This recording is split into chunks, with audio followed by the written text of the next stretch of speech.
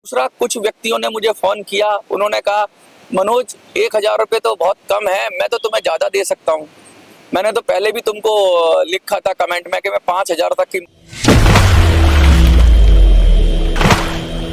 सभी वृद्धजनों को मनोज सुराजी का नमस्कार।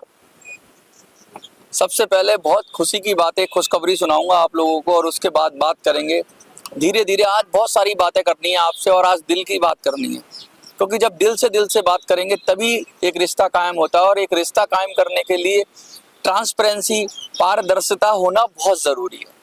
तो इन सब चीज़ों की बात करेंगे, लेकिन सबसे पहले मैं बात करूंगी, कल मैंने एक वीडियो बनाई थी और मैंने कहा था कि भाई कहीं मेरा साथ तो नहीं छोड़ दोगे आप, और साथ छोड़ दोगे तो नो लिखो अगर आप मेरे आइडिया से सहमत नहीं हो, और वरना यस लिखो। तो कमाल कर दिया आप लोगों ने।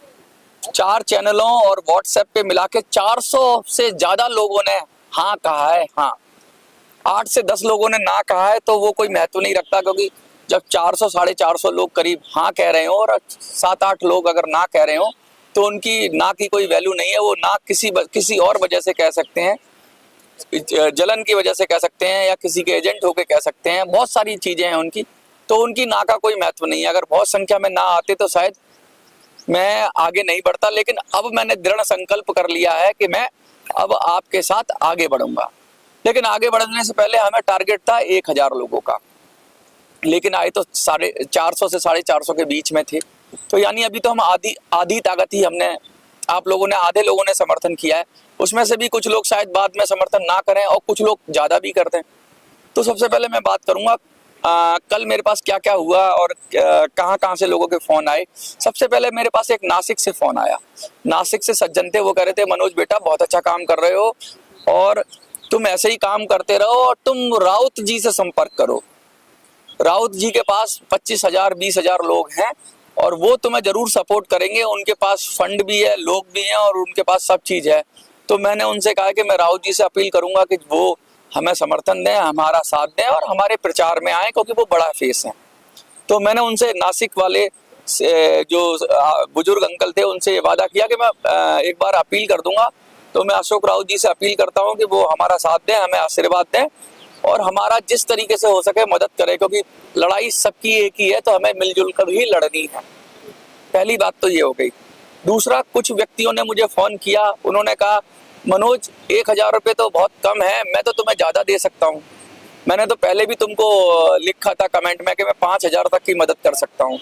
ऐसे कुछ लोगों के फोन आए कि हम ज्यादा दे सकते हैं क्या।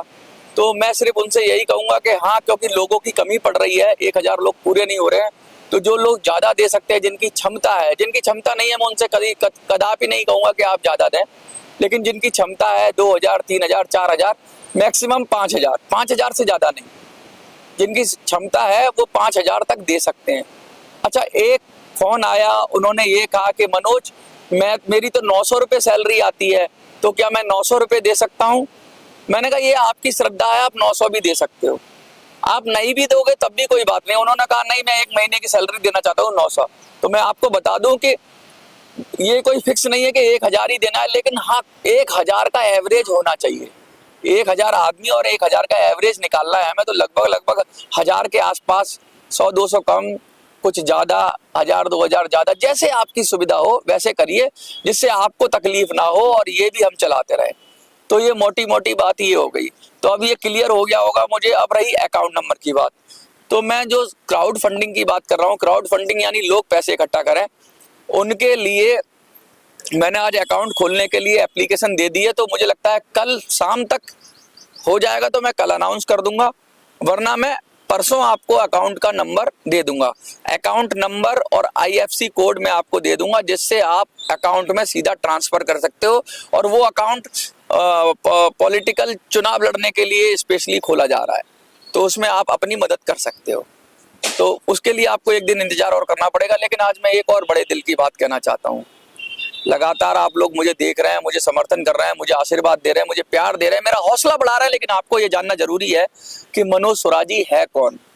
कुछ मेरे बारे में भी तो मुझे बताना चाहिए ना भाई। आप मुझे इतना प्यार करते हो, देखिए प्यार पूछता नहीं, प्यार आपका इंट्रोडक्शन नहीं पूछता, प्यार आपकी जाति नहीं पूछता, आपका धर्म नहीं पूछता, आपका नाम नहीं पूछता, आपकी क्वालिफिकेशन नहीं पूछता, आपका व्यवसाय नहीं पूछता, आपका बैकग्राउंड नहीं पूछता। प्यार तो अंधा होता है। लेकिन मैं नहीं चाहता कि जो आपने मुझे आशीर्वाद दिया, जो प्यार दिया, उनको पता ना हो कि मनोज सुराजी है कौन। तो सबसे पहले मैं अपना संक्षिप्त परिचय दे दूंगा आज, जिससे आपको पता हो कि भाई आप जिससे जुड़ रहे हो वो उसकी हकीकत क्या है, मतलब उसका बैकग्राउंड क्या है, वो उसका परिवार क्या है, उसकी एजुकेशन क्या है, उसका व्यवसाय क्या था, क्या है, उसका राजनीतिक क्षेत्र में कितना नॉलेज है उसको, और उसकी सामाजिक महत्वता क्या है, उसका बैकग्राउंड क्या है। मेरे सामाजिक और राजनीतिक जीवन के लिए 1-1.5 मिनट की एक वीडियो है, वो मैं इस वीडियो में लास्ट में ऐड कर दूंगा, आपको भेज दूंगा, जिससे आपको पता चल जाएगा कि मेरा। लेकिन वो बात सबसे पहले मैं अपने नाम से शुरू करता हूँ। आप तो मेरे को मनोज सुराजी के नाम से जानते हैं, लेकिन मेरा जो लीगल नेम है, जो कानूनी नेम है, वो मनोज कुमार गुप्ता है। मैं आपको सबसे पहले बता दूं, मेरा नाम जो लीगल नेम है, जो मेरा अकाउंट में नेम है या मेरा जो डॉक्यूमेंट्स में नेम है, वो मनोज कुमार गुप्ता है। अब ये सुराजी कैसे आ गया, तो मैं बता दूं, सुराजी नाम का मतलब होता है स्वयं पे राज करना। जब मेरी सामाजिक जीवन शुरू हुआ तो बहुत सारी चीजें मेरा ये मानना था, मेरी ये मान्यता थी कि जो स्वयं पे राज करता है, यानी अपनी भावनाओं को कंट्रोल करता है, अपने विचारों पे कंट्रोल करता है, अपने आप को सुधारता है, अपनी बुराइयां देखता है, वही स्वराजी है, जो अपने को सुधार करता है। तो मुझे लगा कि मुझे, और लोग मुझे स्वराजी कहने लगे तो धीरे धीरे वो नाम फेमस हो गया। 1-1.5 साल में लोग स्वराजी कह के पुकारने लगे, तो फिर वो मेरा नाम ऐसे पड़ गया, मनोज स्वराजी। लेकिन मेरा लीगल नाम मनोज कुमार गुप्ता है, लेकिन ज्यादातर लोग मुझे मनोज स्वराजी के नाम से जानते हैं। तो मेरा नाम मनोज कुमार गुप्ता है। अब बात करूं मैं उम्र की, 1977 का मेरा जन्म है, अप्रैल के महीने का, ये अप्रैल का ही महीना चल रहा है, और 1977 से अब मैं 47 साल का हो चुका हूँ, 47 ईयर ओल्ड का हूँ। तो आपको इतना तो पता ही होना चाहिए कि भाई उम्र क्या है। मेरी जो एक्सटेंडेड फैमिली है, जो मेरा परिवार है, जो मेरे माता पिता हैं, मेरी माँ दिल्ली से हैं और पिता मेरे यूपी से हैं, मैं आपको बता दूं, और हम 3 भाई हैं और 1 बहन है। ये तो मेरे परिवार के बारे में। मेरा खुद के परिवार के बात बता दूं तो मैं मेरी पत्नी और मेरी 3 बेटियां हैं, और मेरी शादी को 20 साल हो गए। तो मोटी मोटी बात यह है कि ये मेरे परिवार का संक्षिप्त परिचय है, जिसमें मैंने आपको बता दिया कि कितने लोग हैं, क्या लोग हैं, और मैं दिल्ली में रहता हूँ। पिछले 25 से 27 साल तक मैं दिल्ली में, 27 साल हो गए लगभग, 98 से 26 साल से मैं दिल्ली में हूँ। और मैं आपको ये बताना चाहता हूँ कि अब मैं बताऊंगा, आप तो मेरे परिवार के बारे में आपने जान लिया, तो अब मेरी एजुकेशन के बारे में जानिए। मैं बीएससी बायोलॉजी से और MCA master in computer application computer science से हूँ। मैं सॉफ्टवेयर इंजीनियर हूँ और कंप्यूटर साइंस से मैं एमसीए हूँ, जो मेरी एक्सट्रीम कहते हैं ना हाईएस्ट क्वालिफिकेशन है। I am MCA, post graduate कह सकते हैं आप, और या कंप्यूटर की लैंग्वेज में कहते हैं master in computer application. Software बनाने में जो मास्टर डिग्री होती है वो मेरे पास है। 2003 में मैंने एमसीए किया था, तो ये मेरी क्वालिफिकेशन है, और दिल्ली से मैंने किया था, इग्नू से। अब मैं बता देता हूँ कि आपको जब मेरी क्वालिफिकेशन पता लग गई और मेरे परिवार के बारे में पता लग गया, तो आपको ये भी पता होना चाहिए कि भाई मैंने काम क्या किया अब तक। तो सबसे जो प्रारंभिक जीवन था 2003 के आसपास, मैंने 1-2 साल मैंने नौकरी की, सॉफ्टवेयर बनाता था मैं। फिर मैंने अपनी प्राइवेट लिमिटेड कंपनी खोली और मैंने सॉफ्टवेयर बनाए, बहुत सारे सॉफ्टवेयर बनाए एजुकेशन से रिलेटेड। कर्तव्य सॉफ्ट प्राइवेट लिमिटेड नाम की कंपनी थी, जो 2010-11 में, मतलब 7-8 साल मैंने उसमें काम किया। नई सड़क पे मेरा बिजनेस था, बहुत ज़्यादा पूरे देश में मैं सॉफ्टवेयर, मेरे एजुकेशनल सॉफ्टवेयर जाते थे। लेकिन फिर बाद में जब अन्ना आंदोलन आया, तो एक जो शरीर के अंदर एक क्रांति सी जग गई भ्रष्टाचार के खिलाफ, लगातार जो देख रहे थे। तो फिर मैंने सब कुछ अपना व्यापार बंद करके और सारा पैसा उस आंदोलन में जितनी मेरी क्षमता थी झोंक दिया, और उस आंदोलन के बाद मैंने सारा बिजनेस बंद कर दिया और मेरी सोशल लाइफ शुरू होती है 2011 में।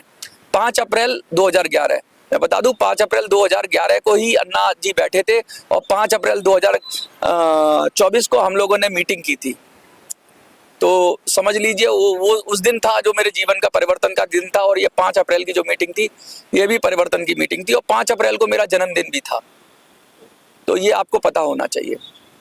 इसके बाद मैं आगे की बात बताता हूँ कि भाई अब आपने अभी तक तो मेरी वैसी लाइफ जान ली कि भाई मेरी एजुकेशन क्या है, मेरा परिवार क्या है, लेकिन अब मैं बताना चाहता हूँ कि मेरी सोशल लाइफ क्या है।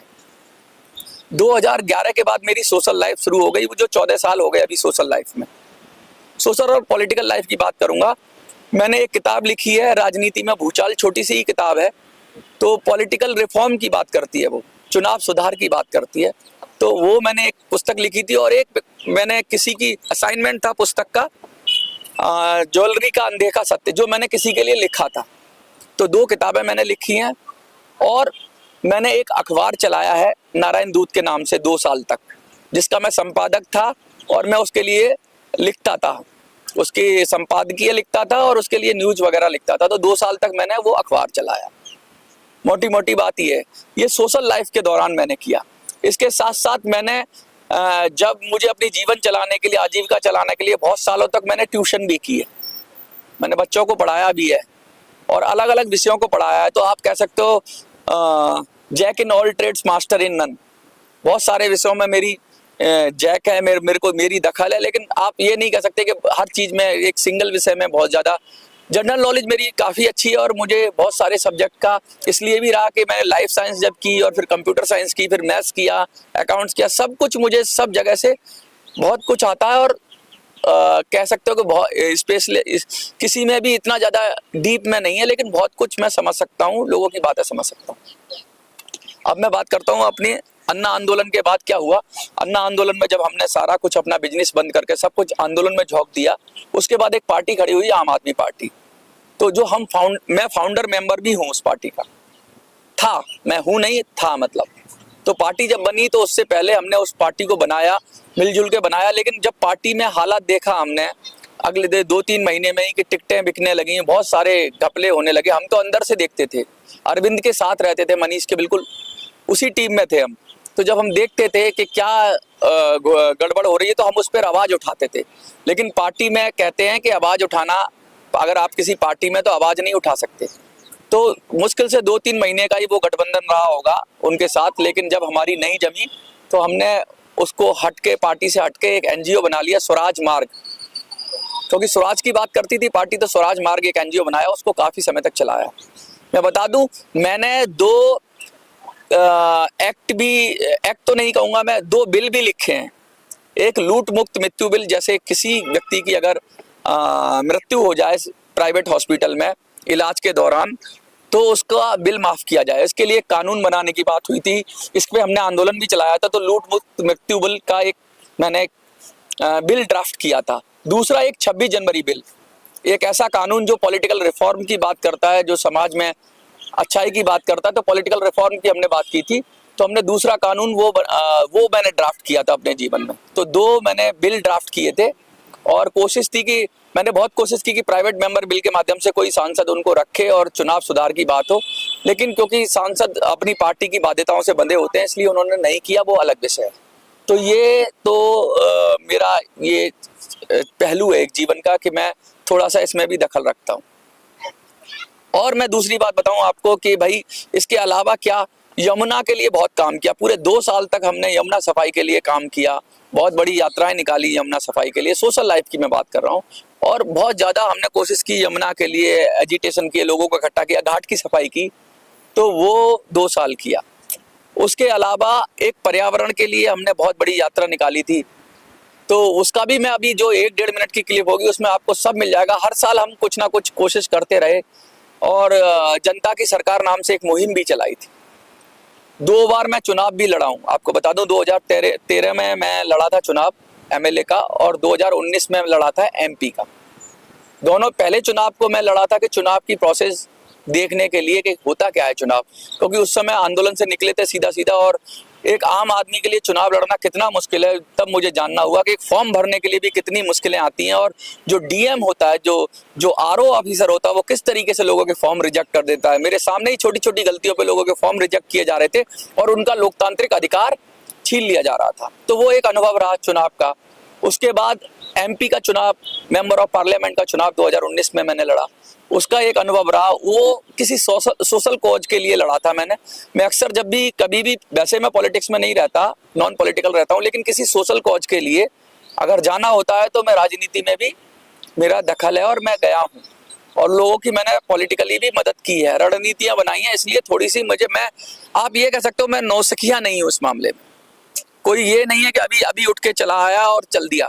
मुझे 2 चुनावों का अपना अनुभव है और 3-4 चुनाव मैंने लोगों को लड़ाए भी हैं, पार्षद के और उसके अच्छे ग्रुप्स में। जो मेरे मित्र थे जो चुनाव लड़ना चाहते थे, उनके लिए रणनीति बनाना, कैंपेन मैनेजर की भूमिका अदा करना और बहुत सारी चीजें करना। तो मुझे थोड़ा बहुत इस विषय में भी जानकारी है, इतनी तो नहीं लेकिन काफी कुछ जानकारी है। चुनाव कैसे लड़े जाते हैं, क्या प्लानिंग होती है, क्या बूथ पे क्या प्लानिंग होती है, वो सब चीजें मुझे जानकारी है।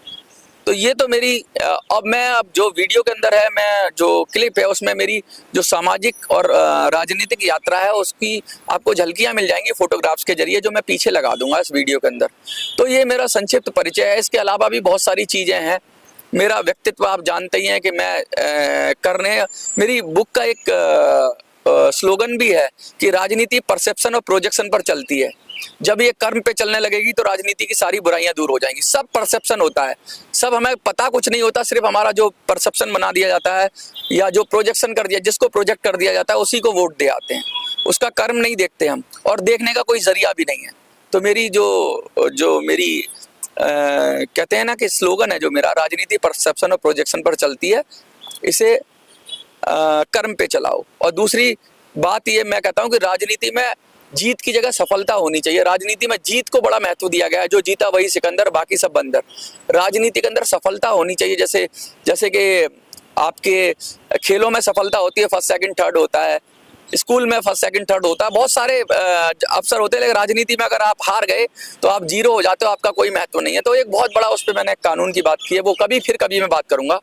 लेकिन अभी जो मोटी मोटी बात है वो EPS 95 की बात कर रहे हैं, क्योंकि ये मुद्दा मेरे को दिल से छू गया कि बुजुर्गों से ज्यादातर मैं जुड़ा रहता हूं और मुझे अच्छा लगता है उनके सानिध्य में बैठना, उनसे बात करना और उनका अनुभव, उनका जीवन का अनुभव जानना। उनका बहुत गहरा अनुभव होता है। तो अक्सर मेरे जो भी राजनीतिक गुरु हैं वो वयोवृद्धि रहे हैं। मेरी टीम में भी बहुत सारे बुजुर्ग हैं, जो मेरी पुरानी पॉलिटिकल टीम है उसमें भी बहुत सारे बुजुर्ग हैं, युवा भी हैं, लेकिन बुजुर्ग भी काफी ज्यादा हैं। तो मैं सिर्फ ये मोटी बात कहना चाहता हूं कि आप ये मेरे परिचय को जान लो, उसके बाद ही मैं अकाउंट नंबर शेयर करूंगा। आप सब लोग मुझे बराबर कह रहे हो कि भाई हम, तो ये मेरा संक्षिप्त परिचय है। और ये आपको इतना अगर पता हो गया तो ये मेरे जीवन के बारे में जो इन शॉर्ट में बता सकता था मैंने बताया। तो आज आप मनोज स्वराजी और के बारे में सब कुछ जानते हो, मुझे ऐसा लगता है, और ज्यादातर जानते हो। तो ये जानने का हक है आपको जुड़ने से पहले। कल मैं इस आपके लिए अकाउंट नंबर जनरेट करूंगा, जो कि एक क्राउड फंडिंग के लिए होगा, वो मैं दूंगा। फिर आप आगे करिए। बहुत लोग मुझे SMS कर रहे हैं कि अकाउंट बता दो। आप जब तक मैं ना दूं नंबर, किसी नंबर पे आपको पेमेंट नहीं डालनी है, पैसे नहीं डालने हैं। जब मैं दूंगा तभी आपको करना है। मैंने बहुत लोगों को रोक के रखा हुआ है, लेकिन लगातार लोग कह रहे हैं कि हम डाल दें। ठीक है, आप अपनी जिम्मेवारी समझ रहे हैं, लेकिन मुझे भी अपनी जिम्मेवारी मैं भी अपनी जिम्मेवारी समझ रहा हूँ। जब तक पूरी तरह से मत नहीं लूंगा, लोगों को पूरी तरीके से, लोग मेरे पे विश्वास कर रहे हो, मैं उन पर विश्वास नहीं करूंगा, तब तक हम आगे नहीं बढ़ेंगे।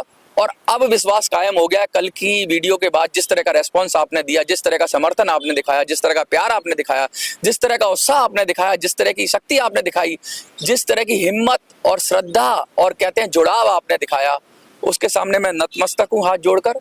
और मुझे लगता है कि कल नया सवेरा आएगा और कल से हम अपना प्लान शुरू करेंगे। मेरी प्लानिंग शुरू हो गई है अलग अलग तरीके से। मैं रोज अब आऊँगा, शॉर्ट वीडियोस भी बनाऊंगा और साथ में आपको शेयर भी करूंगा कि आगे हमारी रणनीति क्या है। जैसे मैं अब तक बताता आया हूँ, मैं सब कुछ बता के चलने वाला आदमी हूँ और कोशिश करता हूँ ज़्यादा से ज़्यादा आपको पता हो। देखते रहिए मिनी सनसेट।